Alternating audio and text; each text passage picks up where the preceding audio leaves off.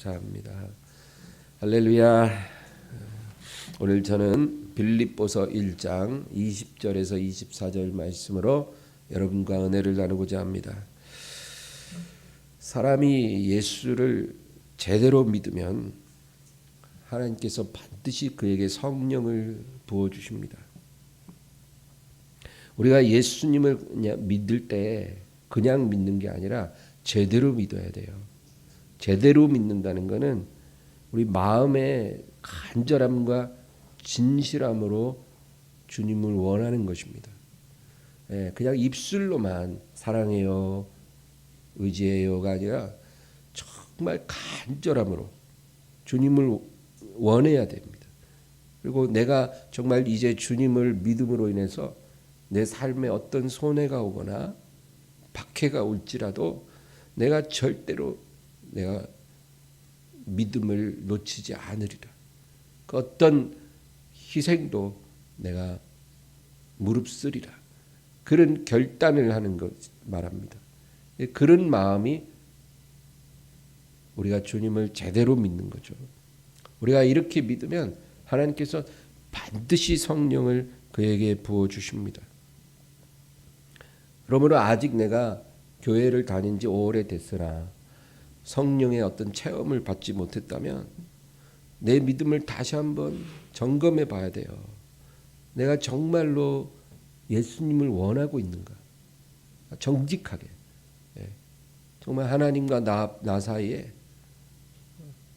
내가 정말 주님을 진심으로 원하고 있는가? 우리가 스스로를 다시 점검해 봐야 되는 것입니다. 한번 성령을 받았다 해도요, 그 불이 꺼질 수 있거든요. 그럴 때마다 우리는 성령의 불을 달라고 하기 전에 내가 정말 주님을 사랑하고 있는가? 내가 정말 주님을 간절히 갈망하는가? 그거를 우리 자신에게 물어봐야 돼요. 우리 마음이 새로워지면 성령의 불이 우리에게 임하는 것입니다. 우리가 성령을 받게 되면 내 마음과 삶 가운데 몇 가지 중대한 변화가 일어납니다. 성령 받으면 변화가 일어나요. 어떤 변화는 급진적으로 일어나고 어떤 변화는 점진적으로 일어납니다. 우리가 어떤 잘못된 습관을 갖고 있으면 그런 거는 급진적으로 단절시킬 수도 있어요. 하나님의 은혜로. 그러나 우리의 어떤 잘못된 성격, 그런 것들은 점진적으로 변화되는 것입니다. 만약에 내가 성령을 받은 것 같은데 뭐 별로 달라지는 게 없다. 그러면 여러분 그 사람은 성령을 받은 게 아니에요. 내가 어떤 모임에 갔다가 그냥 감정적으로 확 뜨거워지고 막 흥분해가지고 막 눈물도 나고 했지만 그 시간 지나면 다음 날에 그냥 마음이 맹숭맹숭하고 어떤 변화가 안 일어난다면 그거는 감정적으로 내가 열린 거지 성령을 받은 건 아닙니다.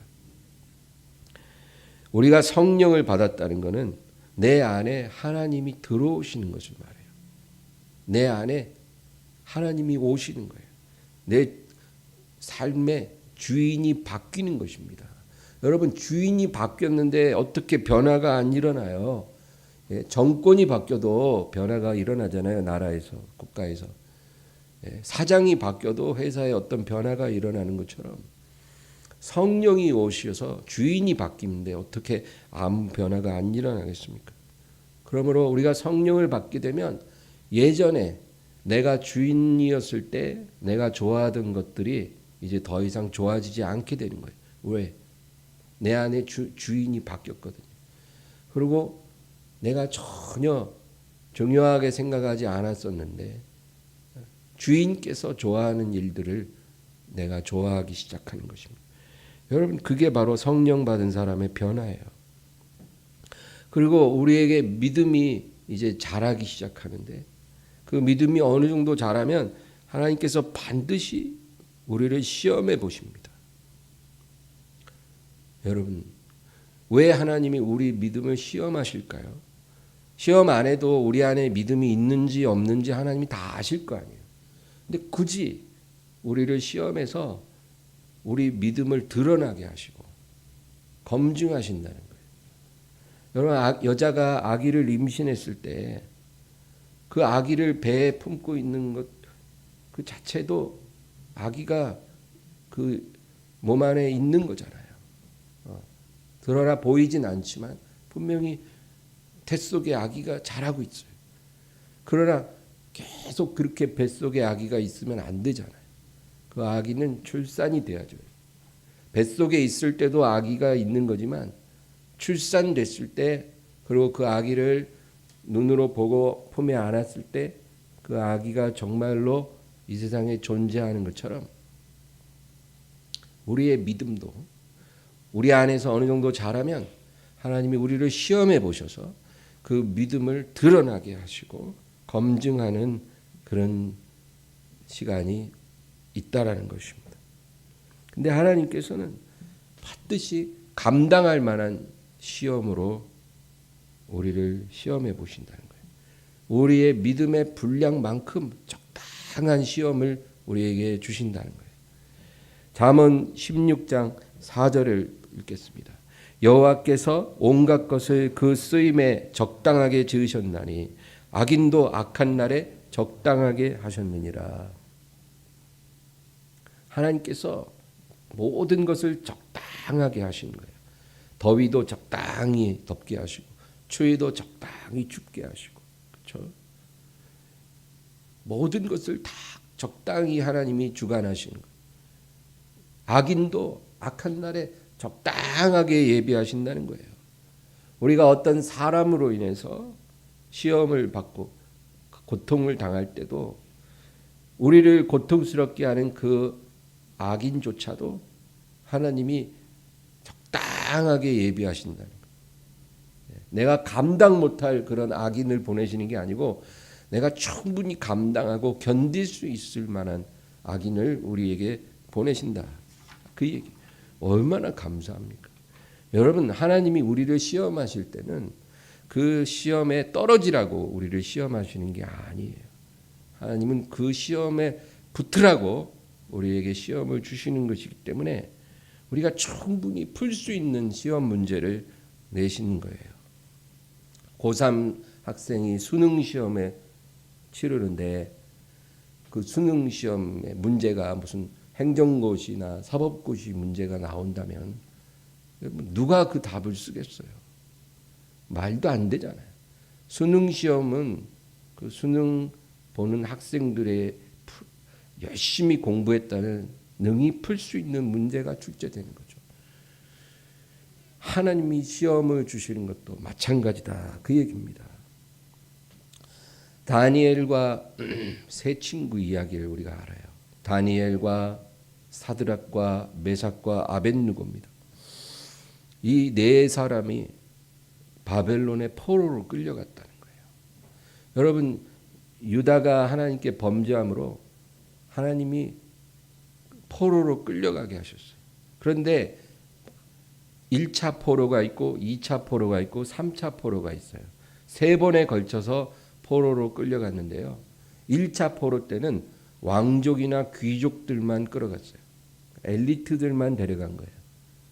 그때 이 다니엘과 세 친구가 유다의 귀족이었거든요. 그래서 포로로 끌려갔어요. 2차 포로 때는 에스겔 선지자와 사람들이 끌려가고, 그 다음에 3차 포로 때는 이제 예레미야 선지자가 예언을 할 때인데, 그때 마지막 남은 사람들이 다 끌려갔어요. 그리고 예루살렘은 완전히 불타 없어져 버린 것입니다.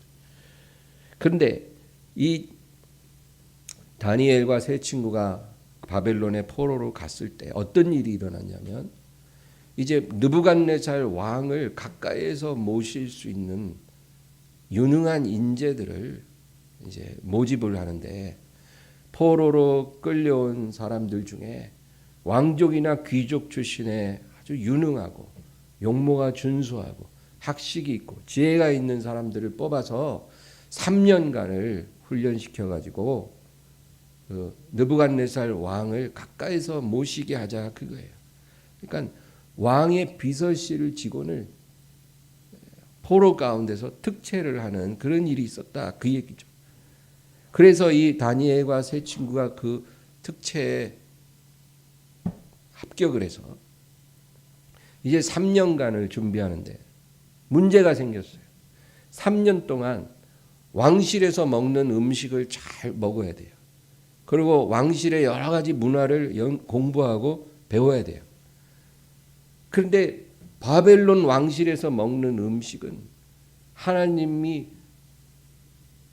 금하신 그런 부정한 음식들이었다는 거예요. 하나님의 법도를 어기게 되는 거예요. 지금 우리는 예수 그리스도 안에서 음식을 자유롭게 먹지만 구약 시대에는 하나님이 정한 법도대로 음식을 가려 먹어야 되거든요. 만약에 부정한 음식을 먹었다면 그 죄가 큰 거예요. 우리가 어떤 간음죄를 짓거나 도둑질을 하거나 그런 죄를 짓는 것처럼 하나님이 금한 음식을 먹는 것도 그런 죄라는 거예요. 그래서 이 다니엘과 세 친구가 아주 난처한 상황이 됐다는 거예요. 하나님의 뜻대로 살려니까 왕실에서 일할 수 있는 이 좋은 기회를 포기해야 되는 거죠. 그러나 만약에 현실 상황에 타협을 한다면 하나님의 법도를 어기는 그런 죄인이 될 수밖에 없다라는 거예요. 그런 상황에서 여러분 우리도 그런 상황을 만날 수 있거든요. 정말 세상에서는 너무 좋은 기회인데 하나님께 죄송하고 하나님께 충성하자니 세상에서 좋은 기회가 와도 그걸 그냥 포기해야 되는 그런 상황에 처했을 때 다니엘이 하나님으로부터 지혜를 받았어요. 그리고 용기를 받았어요. 그래서 자기들을 관리하는 그 관료에게 가서 부탁을 합니다. 우리 다니엘 1장 11절에서 16절 말씀을 우리 한번 읽어볼까요?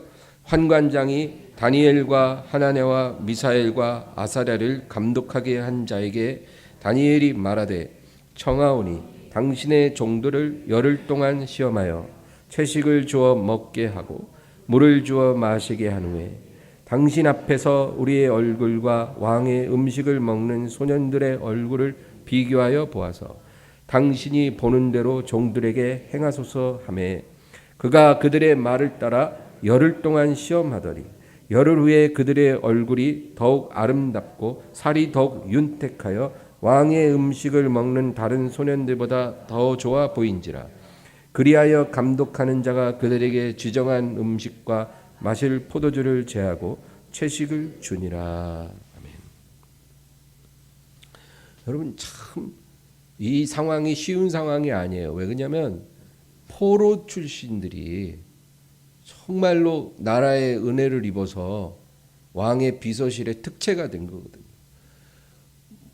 뭐 지금 부탁할 상황이 아닌 거예요.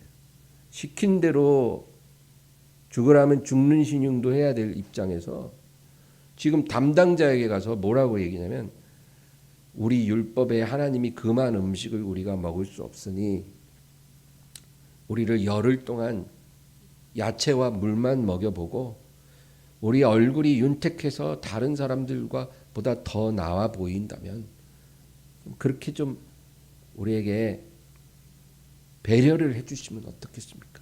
3년 동안 지정된 왕의 음식을 먹지 않고 야채와 물만 먹고 우리가 이 훈련을 받을 수 있게 해주시면 어떻겠습니까?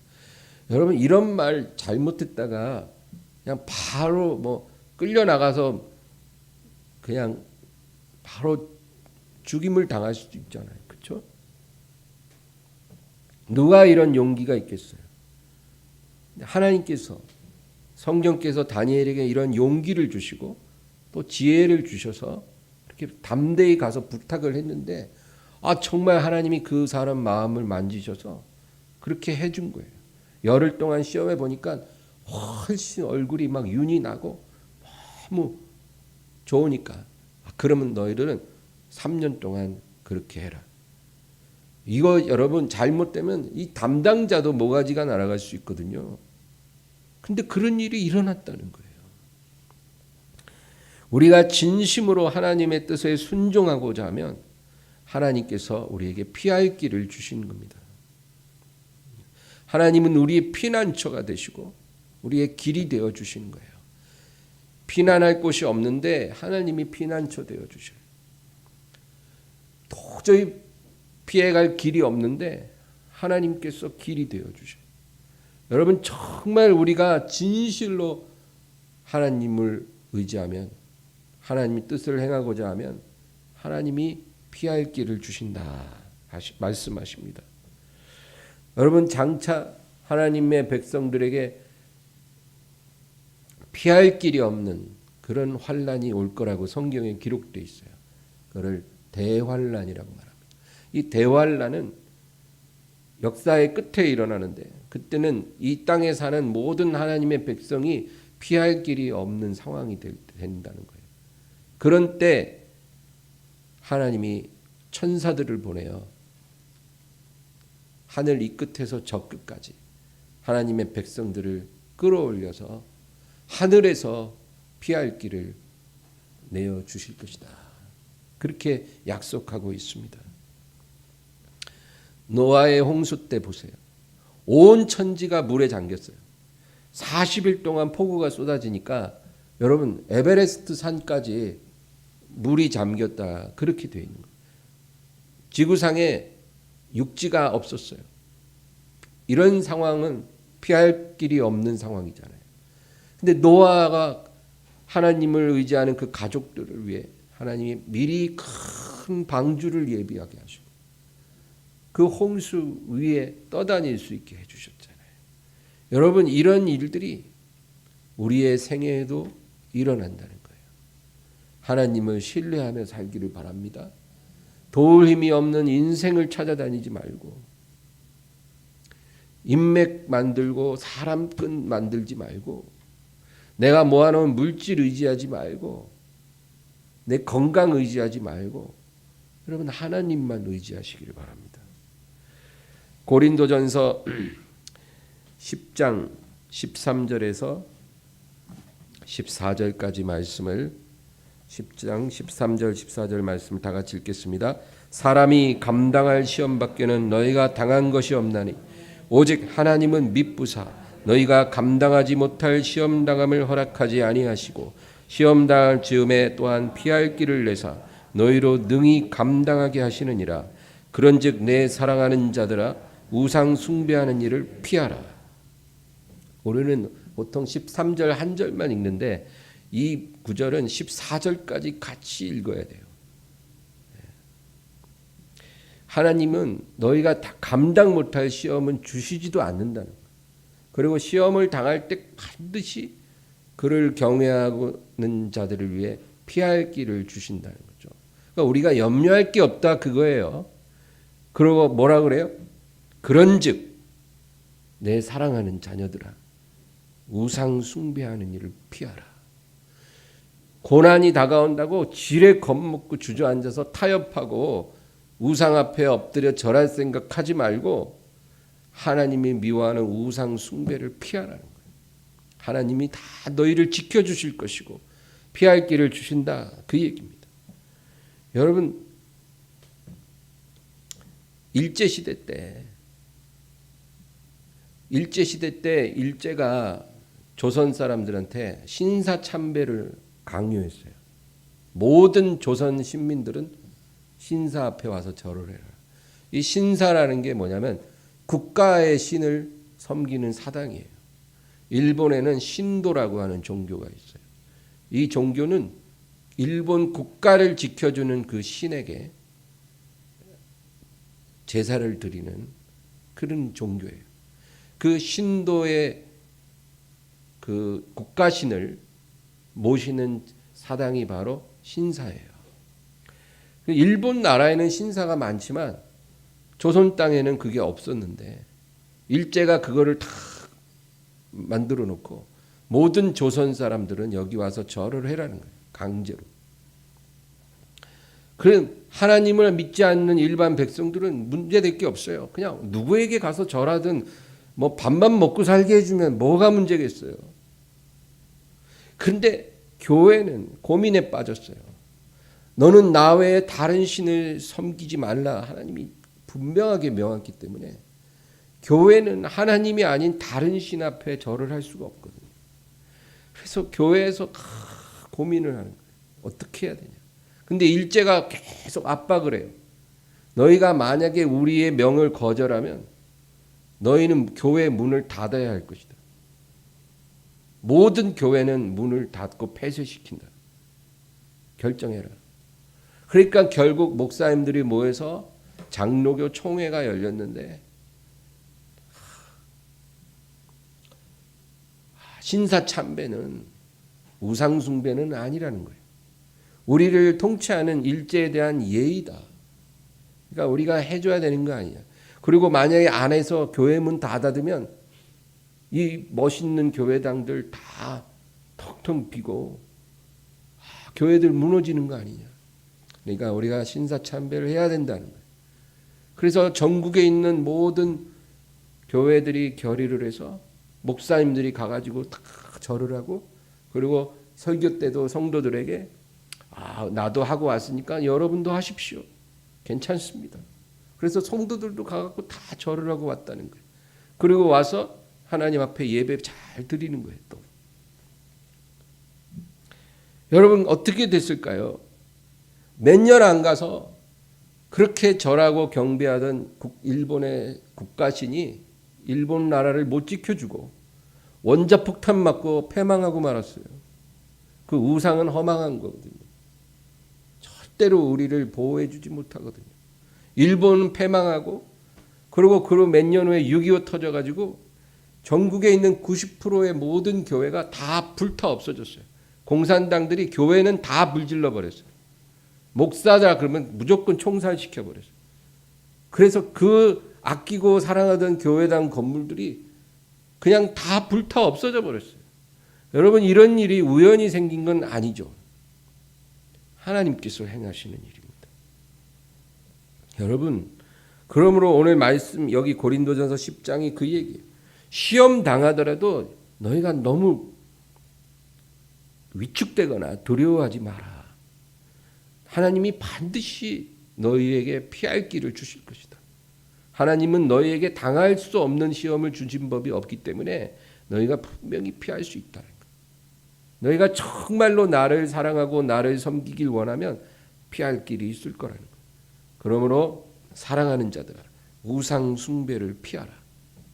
근데 한국 교회는 그거를 이 말씀대로 행하지 못했어요.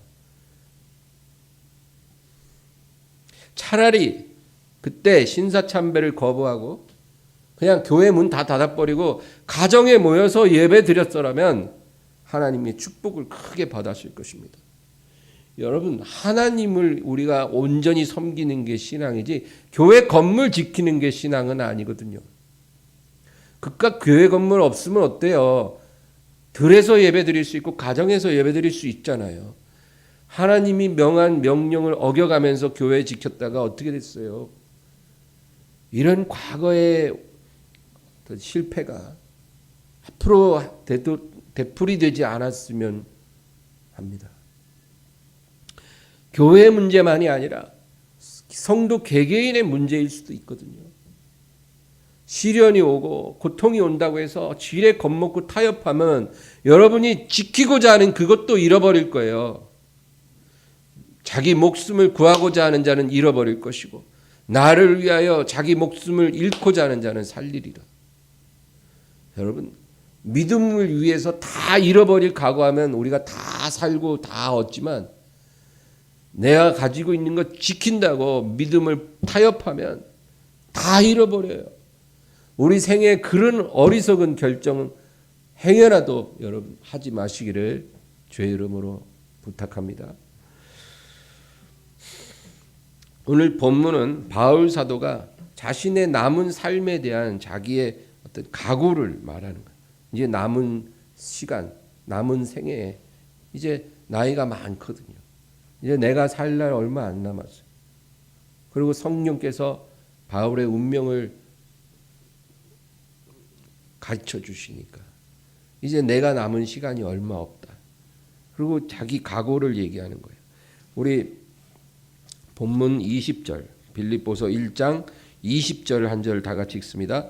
나의 간절한 기대와 소망을 따라 아무 일에든지 부끄러워하지 아니하고 지금도 전과 같이 온전히 담대하여 살든지 죽든지 내 몸에서 그리스도가 존귀하게 되게 하려 하나니. 이 한 절이 제일 중요한 구절이에요. 이 한 절에 바울의 남은 생애에 대한 각오가 기록되는데 이 구절은 세 파트로 나눌 수가 있어요. 첫째는 나는 나의 간절한 기대와 소망을 따라 산다는 거죠. 항상 간절한 기대와 소망을 내가 갖고 있다. 두 번째는 내가 살아갈 때 부끄럽지 않고 온전히 담대하리라. 그 얘기고, 세 번째는 내가 살든지 죽든지 내 몸에서 오직 예수 그리스도만 존귀하게 되게 하노라. 그 얘기인데, 여러분, 사람은 목표가 있어야 돼요. 우리가 이 세상을 살아갈 때 옳은 목표든 그른 목표든 간에 목표가 있어야지, 목표가 없이 사는 거는 정말 비참한 인생이에요. 내가 어디로 가고 있는지, 내가 어디로 가야 하는지, 내가 왜 그리로 가야 하는지, 이 분명한 목표를 갖고 있어야 우리가 잘 사는 거예요. 내가 지금 어디로 가고 있는지, 내가 어디를 향해 가야 할지, 무엇을 위해 살아야 될지, 왜 그렇게 살아야 되는지, 아무 목적도 없고 이유도 없고 의미도 없고 이렇게 산다면 정말로 그 불쌍한 인생이죠. 바울 사도는 뭐라고 고백하냐면 나의 간절한 기대와 소망을 따라 산다는 거예요. 여러분, 기대라는 것은 우리가 이 세상에서 이루고자 하는 것들을 말해요. 이 세상에서 우리가 바라고 원하는 것들 있잖아요. 뭐 사업이 좀 더 잘 됐으면 좋겠다. 우리 자녀들이 좀 더 잘 됐으면 좋겠다. 이런 내 건강이 좀 더 회복됐으면 좋겠다. 이런 여러 가지 바램들, 이런 거를 기대라고 하는 거죠. 바울에게도 그런 기대가 많다는 거예요. 간절한 기대가 있어요. 다른 성경에 보면 바울이 원하는 기대가 뭐냐면 유대인들이 주님께 돌아오는 거예요. 정말로 내가 뼛속까지 간절히 원하는 바로다. 내가 저주를 받아 그리스도에게서 끊어질지라도 원하는 바로다.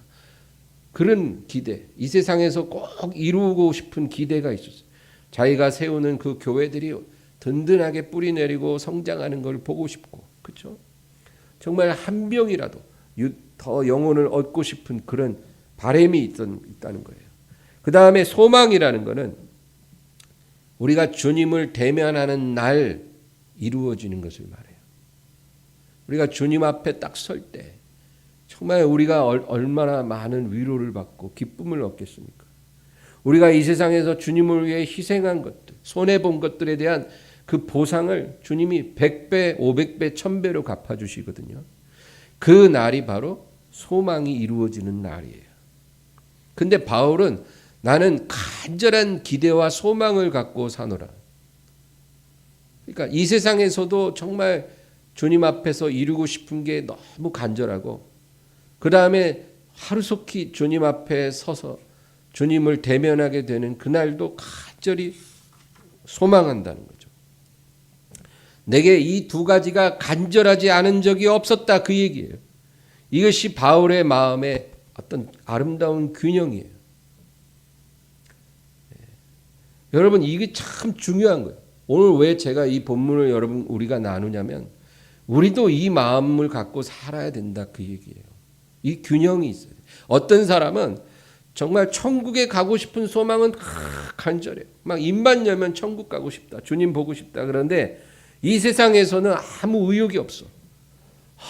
그냥 뭐 하고 싶은 것도 없고 뭐 이루고 싶은 것도 없어. 그냥 빨리 천국 가고만 싶어. 이러면 그것도 좋은 게 아니에요, 여러분. 사도 바울은 그렇게 살지 않았어요. 기대도 간절하고 소망도 간절했지, 소망은 뜨거운데 기대는 없고, 그렇게 살지 않았었어요.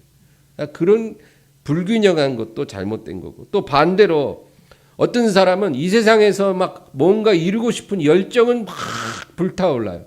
나 이것도 하고 싶고 저것도 하고 싶고 막 정말 주님을 위해 하나님 영광을 위해 하고 싶은 게 너무 많아. 근데 주님을 대면하는 그날은 별로 간절하지 않아요. 내가 천국에 언젠간 가겠지만 지금 당장은 별로 가고 싶지 않아요. 제가 할 일이 너무 많거든요. 주님 지금 오시는 건 제가 별로 달갑지 않아요. 저는 너무너무 하고 싶은 게 많아요. 이런 마음이라는 거죠. 그것도 문제예요. 바울은 균형이 잘 갖춰져 있었어요. 둘 다 간절했다.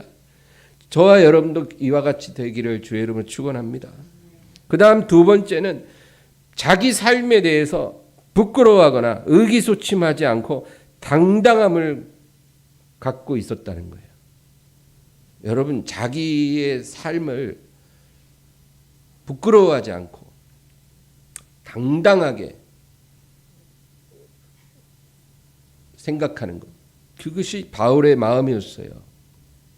우리가 이 세상에서 성공해야 당당하게 사는 건 아니에요. 내가 정말 어떤 분야에서 뭔가를 이루고 사람들에게 인정받고 환영받는 존재가 돼야 내가 어디 가든지 가슴 피고 당당할 수 있는 게 아니라는 거예요. 하나님 자녀는 하나님의 약속을 받았기 때문에 당당한 거예요. 우리가 이 세상에서 어떤 성공을 이루어서 당당할 수 있다고 생각한다면 세상 사람과 다를 게 하나도 없죠. 예? 그러나 저와 여러분은 우리가 하나님의 약속을 받았어요. 예수 그리스도 안에서 하나님의 약속을 받았기 때문에 우리가 비록 지금은 어떤 모습일지라도 상관없이 당당하게 되는 거예요. 우리가 당당하게 되는 것은 어떤 재력이나 우리의 능력이나 그런 지위가 아니고 하나님의 약속이에요. 요한계시록 7장을 보겠습니다. 계시록 7장 13절에서 17절입니다. 다 같이 읽습니다. 장로 중 하나가 응답하여 나에게 이르되 이 흰옷 입은 자들이 누구며 또 어디서 왔느냐? 내가 말하기를 내 주여 당신이 아시나이다 하니 그가 나에게 이르되 이는 큰 환난에서 나오는 자들인데 어린 양의 피에 그 옷을 씻어 희게 하였느니라. 그러므로 그들이 하나님의 보좌 앞에 있고 또 그의 성전에서 밤낮 하나님을 섬기매 보좌에 앉으시니가 그들 위에 장막을 치시리니 그들이 다시는 줄이지도 아니하며 목마르지도 아니하고 해나 아무 뜨거운 기운에 상하지도 아니하리니 이는 보좌 가운데 계신 어린 양이 그들의 목자가 되사 생명수 샘으로 인도하시고 하나님께서 그들의 눈에서 모든 눈물을 씻어 주실 것임이라. 아멘. 사도 요한이 환상 가운데 어떤 것을 봤어요? 보좌 앞에 흰옷을 입은 엄청난 무리들이 있더라는 거예요. 그런데 그 무리에 대해서 뭐라고 천사가 말하냐면 이들은 큰 환난에서 빠져나와서 어린 양의 피에 그 옷을 씻어 깨끗하게 한 자들이라는 거예요. 큰 환난에서 빠져나와 어린 양의 피에 그 옷을 빨아 희게 한 자들.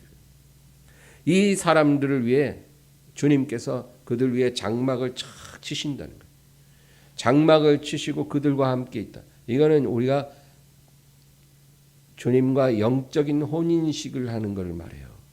우리 순결한 교회는 예수님 앞에서 영적인 혼인을 하게 될 겁니다. 그리고 다시는 고통도 슬픔도 배고픔도 목마름도 없으리라. 그리고 어린 양이 저들의 목자가 되사 이끄시고 그 눈에서 모든 눈물을 씻어주시리라. 할렐루야. 왜 아멘이 이렇게 약해요? 이게 하나님이 우리에게 주신 약속이에요, 여러분. 우리는 이 약속을 갖고 살기 때문에 당당한 거예요. 집 한 채 없으면 어때요? 저도 아직 집이 없어요. 제 이름으로 땅 한 평도 소유해 본 적도 없고 앞으로도 없을 것 같아요. 상관없어요, 여러분. 제가 한 번도 굶은 적도 없고 빚져본 적도 없어요. 집도 없고 땅도 없지만 하나님이 항상 채우셨어요. 한 달에 200만 원씩 받고 여의도 승보원교회에서 목회하면서 부족함이 없었어요. 우리가 이 세상에서 어떤 모습일지라도 우리가 부끄러워하거나 의기소침할 필요가 없다는 것은 우리는 그런 것으로 우리 가슴을 피고 사는 존재가 아니고 하나님의 말씀의 약속을 받았기 때문에 우리가 당당하게 담대하게 살 수 있다 그 얘기죠. 오늘 우리가 읽은 계시록 7장 말씀처럼 우리 주님이 우리에게 위해 장막을 쳐주시고 우리와 함께 영원히 함께 계실 거예요. 우리 눈에 모든 눈물을 씻어주시고 고통도 슬픔도 목마름도 배고픔도 없게 하신다 그랬어요. 주님이 우리에게 보상을 해 주실 거라는 거예요. 그게 어떤 모습일까요? 그거는 우리가 가봐야 알죠. 지금은 우리가 그것에 대해 구체적으로 알 이유가 없고 우리에게 약속을 하셨다는 거예요. 여러분 이 약속이 믿어지고 그 약속이 내 마음에 기쁨을 준다면 여러분 복이 있는 자입니다. 근데 지금 저거 막 사기 아니야? 속임수 아니야? 난 저거 믿을 수 없어. 그럼 여러분 믿지 마세요. 뭐로 믿어요? 안 믿어지지 않으면 안 믿으면 돼요. 그러나 이 일은 일어날 것입니다.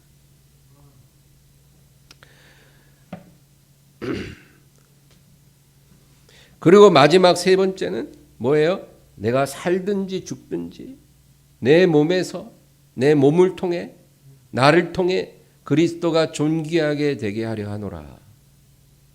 여러분 살든지 죽든지 이런 표현은 세상 사람들은 안 해요. 세상 사람들은 반드시 살아야 하고 죽으면 안 됩니다. 그들은 일평생 죽음을 두려워하고 사망의 종로를 하고 살아요. 그들에게 가장 두려운 게 죽는 거예요. 그러나 하나님 자녀는 이 생의 문제에 집착하지 않는다는 거예요. 살아도 좋고 죽어도 된다는 거예요. 별로 그게 중요하지 않다는 거예요. 어떻든지 상관없다 그 얘기예요. 오늘 다시 본문 빌립보서 1장 21절을 다 같이 읽겠습니다. 이는 내게 사는 것이 그리스도니 죽는 것도 유익함이라. 내게 거하시는 분이 그리스도시니 내가 죽어도 그것이 유익하다. 여러분 만약에 내가 이 세상 살다가 죽음을 맞이한다면 그건 내가 죽는 게 아니라 내 안에 계신 그리스도께서 나와 함께 죽는 거예요. 우리가 그리스도와 함께 죽으면 어떻게 돼요? 그리스도와 함께 다시 살아요. 그렇기 때문에 예수 그리스도의 죽으심과 그 고난에 내가 동참할 수 있기 때문에 그것도 영광스럽고 좋다 그 얘기예요. 이 비밀을 누가 알겠습니까? 예수님 안에서 성령으로 조명을 받아야 이게 깨달아지지. 세상 사람들 돈의 노예가 돼서 사는 그들이 이걸 어떻게 알아요? 빌립보서 3장 바로 뒷장이에요. 3장 10절 11절 다 같이 읽습니다. 내가 그리스도와 그 부활의 권능과 그 고난의 참여함을 알고자 하여 그의 죽으심을 본받아 어떻게 해서든지 죽은 자 가운데서 부활에 이르려 하노니. 예. 여러분 정말 바울은 이 세상에서도 정말 간절한 기대가 많았지만 정말 하루속히 주님께 가서 정말 이 세상에서 그 죽으심과 부활에 동참해서 주님께 가기를 원했다는 거예요. 우리가 내 안에 계신 그리스도의 영광이 커지면 커질수록 환난을 피해서 어떻게 살아보는 것보다 하루라도 빨리 주님과 함께 거하기를 원하게 되는 거예요. 여러분 저와 여러분이 이와 같이 되기를 바랍니다. 정말 내 안에 그 영광이 점점 커져서 하나님 제가 이 육체에 갇혀서 이 죄 많은 세상에 있는 것보다 빨리 주님이 계신 곳에 가고 싶어요. 이런 진실한 고백이 우리 안에서 흘러나오는 그런 성도가 되기를 주의 이름으로 축원합니다. 근데 이것도 내 마음대로는 안 돼요. 하나님이 허락해야 가능한 거예요. 우리는 하나님이 정한 때가 있어요. 그때까지 주님께 충성하며 주님을 위한 열매를 맺다가 주님의 때가 되면 우리가 부름을 받게 되는 것입니다. 22절에서 24절까지 1장 22절에서 24절까지 읽습니다. 그러나 만일 육신으로 사는 이것이 내 일의 열매일진데 무엇을 택해야 할는지 나는 알지 못하노라. 내가 그 돌 사이에 끼었으니 차라리 세상을 떠나서 그리스도와 함께 있는 것이 훨씬 더 좋은 일이라 그렇게 하고 싶으나 내가 육신으로 있는 것이 너희를 위하여 더 유익하리라. 아멘. 정말 바울은 개인적으로는 내가 빨리 떠나고 싶다. 그러나 내가 육신으로 남아서 너희를 위해 많은 일을 하는 것이 너희에게는 더 유익하리라. 여러분, 오늘 우리는 이 바울의 인생관을 정말 배워야 됩니다.